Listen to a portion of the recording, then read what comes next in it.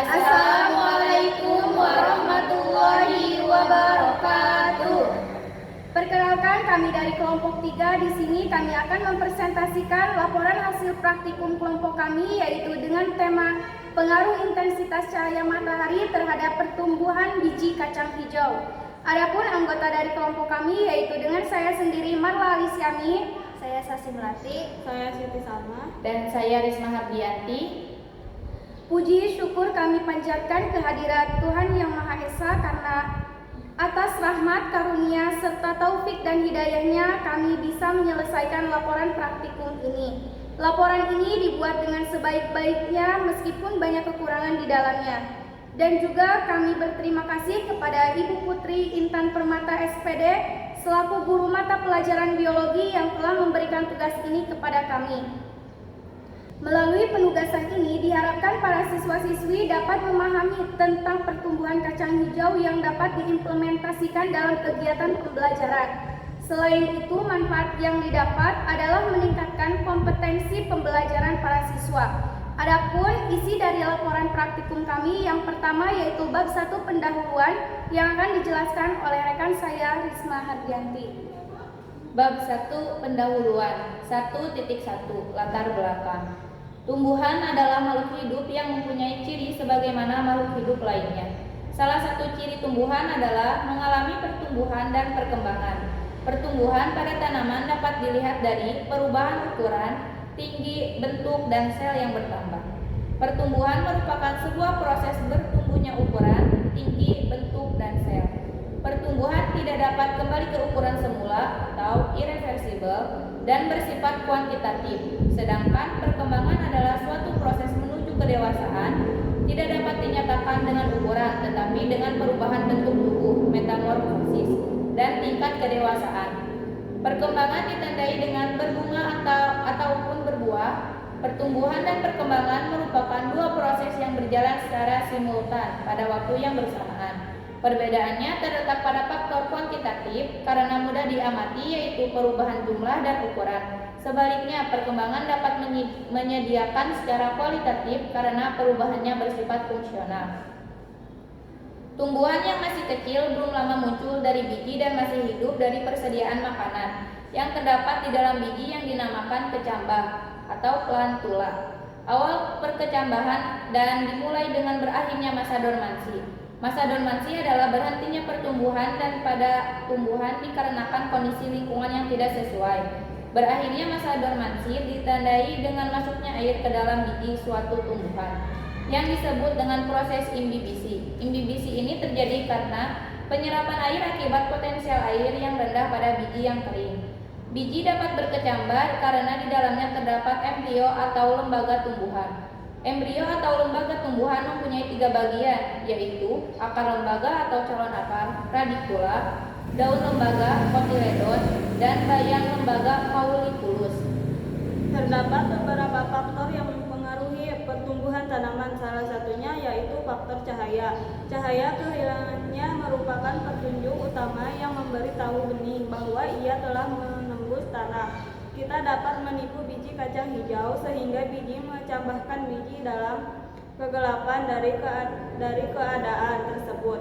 Kami terinovasi untuk melakukan pengamatan terhadap pertumbuhan biji kacang hijau di 2 tempat berada, yaitu di tempat gelap dan terang. 1.2 Rumusan masalah. Berdasarkan latar belakang yang telah dipaparkan di atas, maka rumusan masalahnya sebagai berikut. 1. Bagaimana perbedaan pertumbuhan pada kacang hijau yang mendapatkan cahaya matahari langsung dan kacang biji hijau yang tidak mendapatkan cahaya matahari. 2. Jelaskan beberapa faktor yang mempengaruhi perbedaan ukuran, bentuk, dan tinggi kacang hijau di tempat terang dan gelap. 3. Adakah pengaruh cahaya terhadap pertumbuhan kacang hijau? Jelaskan. 1.3 Tujuan kami melakukan penelitian ini adalah sebagai berikut. 1. Untuk mengetahui proses perkecambahan pada biji kacang hijau. 2.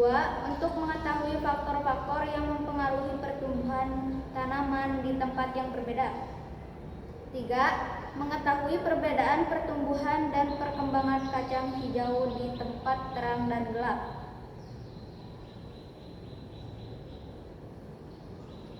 Selanjutnya yaitu 1.4 manfaat dari praktikum ini, yaitu yang pertama, manfaat bagi siswa yaitu dapat memberikan pengalaman dan pengetahuan tentang pengaruh cahaya matahari terhadap pertumbuhan dan perkembangan kacang hijau.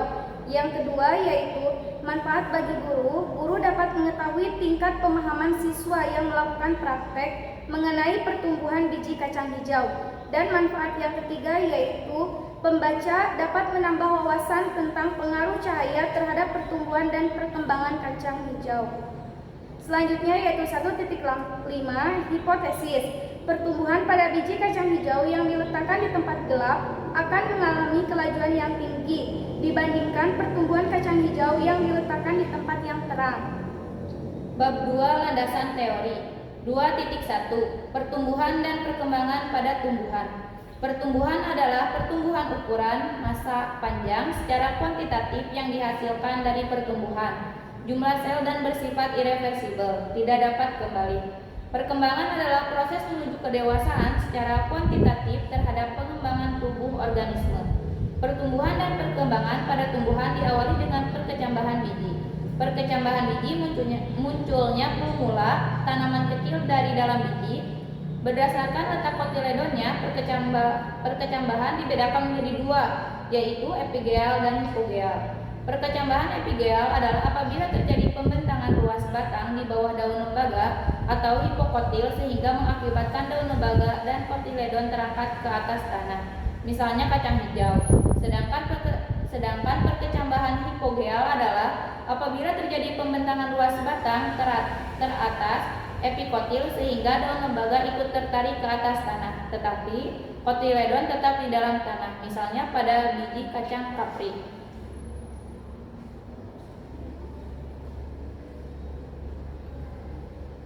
Pengaruh cahaya matahari terhadap pertumbuhan kacang hijau.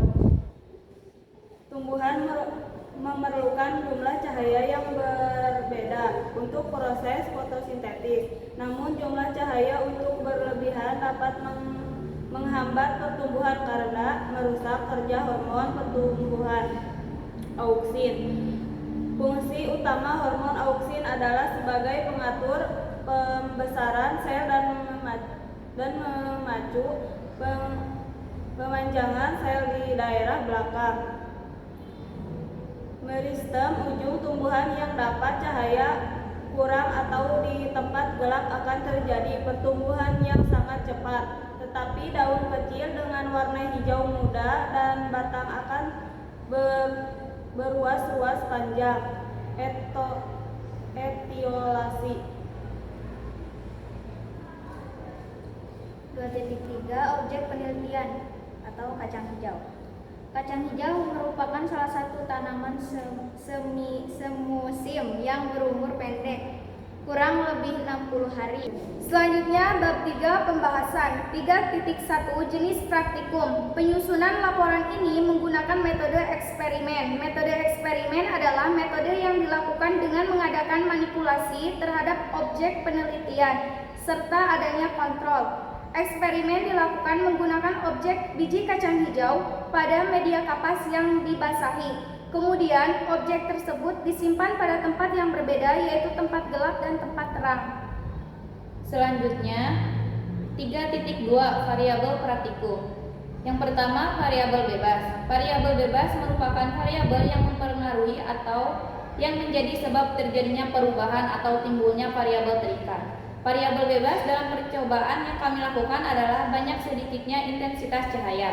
Yang kedua, variabel terikat. Variabel terikat merupakan variabel yang dipengaruhi atau yang menjadi akibat karena adanya variabel bebas. Variabel terikat dalam percobaan yang kami lakukan adalah morfologi kacang hijau dan pertumbuhan kacang hijau. Dan yang ketiga, variabel kontrol. Variabel terkontrol adalah variabel yang dikendalikan atau dibuat konstan sehingga hubungan variabel bebas dengan variabel terikat tidak dipengaruhi oleh faktor luar yang tidak diteliti. Variabel terkontrol digunakan oleh peneliti bila akan melakukan penelitian yang bersifat membandingkan.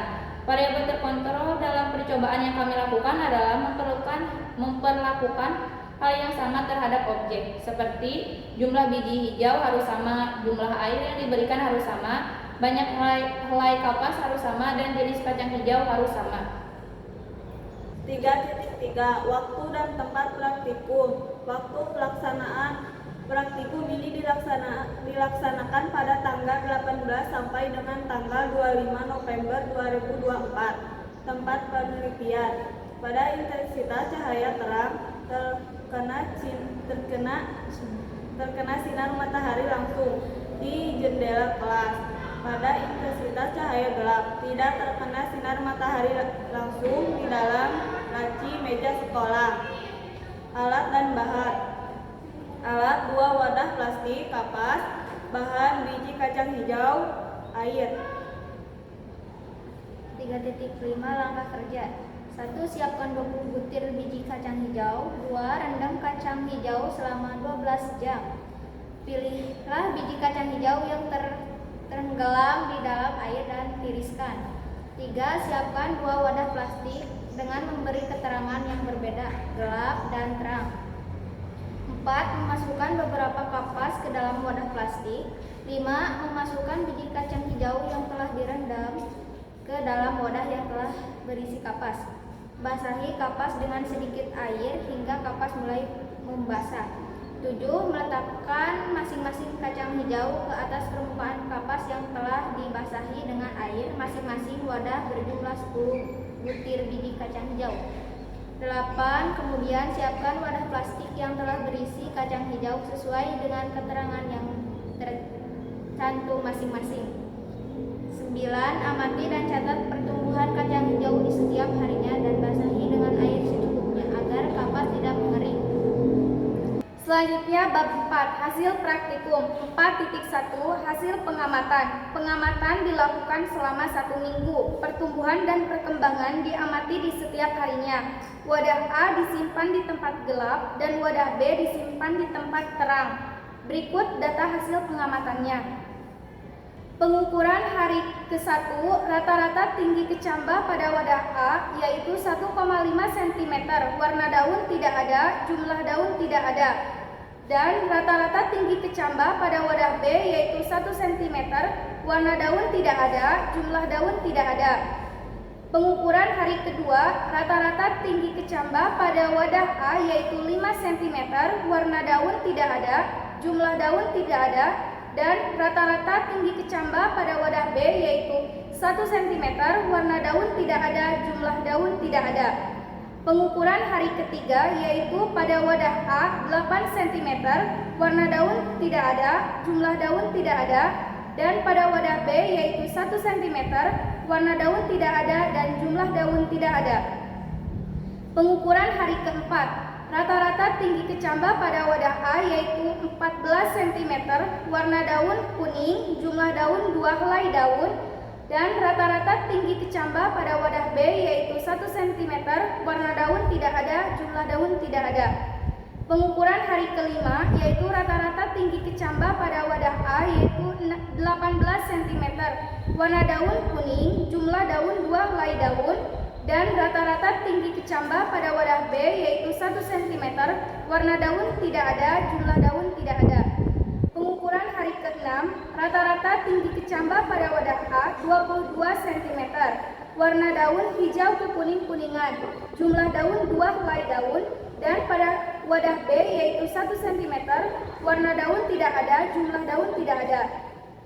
Yang terakhir yaitu pengukuran hari ke-7, rata-rata tinggi kecambah pada wadah A 23,5 cm, warna daun hijau ke kuning-kuningan, jumlah daun 2 helai daun. Dan pada wadah B yaitu 1 cm, warna daun tidak ada dan jumlah daun tidak ada. Berdasarkan pengamatan yang telah dilakukan, terdapat perbedaan dalam pertumbuhan dan perkembangan di tempat yang gelap dan terang. Hal ini menunjukkan bahwa cahaya dapat mempengaruhi pertumbuhan dan perkembangan biji kacang hijau. Selain itu, cahaya mempengaruhi proses pertumbuhan dan perkembangan biji kacang hijau.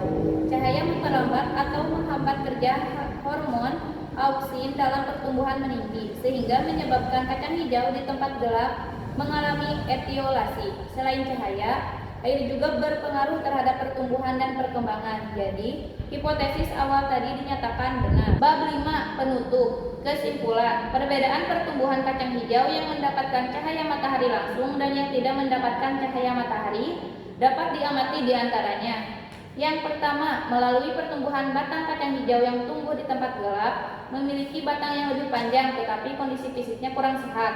Yang kedua, pertumbuhan daun kacang hijau yang tumbuh di tempat terang tidak memiliki daun yang tumbuh karena mendapatkan cahaya untuk proses fotosintesis. Ketiga, pertumbuhan akar kacang hijau yang tumbuh di tempat terang tidak tumbuhnya akar. Dan yang terakhir, kondisi fisik kacang hijau yang tumbuh di tempat gelap memiliki kondisi fisik yang kurang sehat seperti batang yang kurus dan pucat serta daun yang tidak berkembang. Selain itu, ada beberapa faktor lain yang mempengaruhi pertumbuhan kacang hijau, diantaranya air, suhu, kelembaban tanah, zat hara, kadar air pada biji, kerusakan benih dan biji, oksigen di sekitarnya. Faktor-faktor tersebut sangat berpengaruh terhadap proses pertumbuhan tanaman kacang hijau. Selanjutnya, dari hasil penelitian dapat disimpulkan bahwa cahaya matahari sangat berpengaruh terhadap proses pertumbuhan tanaman kacang hijau. Karena cahaya matahari akan mempengaruhi kerja hormon auksin yang ada pada tumbuhan. Perbedaan ini terjadi karena pengaruh hormon auksin yang terdapat pada biji kacang hijau. Hormon auksin berfungsi sebagai pengatur pembesaran sel dan memacu pemanjangan sel. Hormon ini sangat peka terhadap cahaya matahari, sehingga akan terurai dan rusak jika terkena cahaya matahari. Cukup sekian presentasi dari kelompok kami. Mohon maaf bila ada kekurangan dan kesalahan kata. Wabillahi taufiq wal hidayah. Wassalamualaikum warahmatullahi wabarakatuh.